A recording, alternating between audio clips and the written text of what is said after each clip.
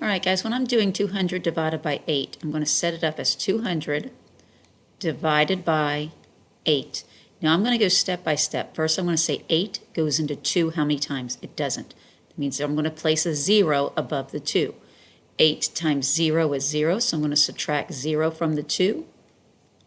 2 minus 0 is 2. I'm going to now bring down my 0. Notice I'm going step by step. How many 8s go into 20?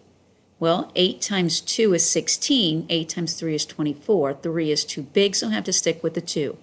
8 times 2 is 16. I'm going to subtract 16. 20 minus 16 gives me 4. I'm now going to bring down my 0.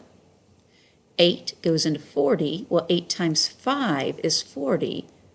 So 8 times 5, subtract my 40. I have 0. So if I have 200 kids being divided into 8 groups, I will have 25 kids in each group. So 200 divided by 8 gives me 25. So this answer is number 1 is 25.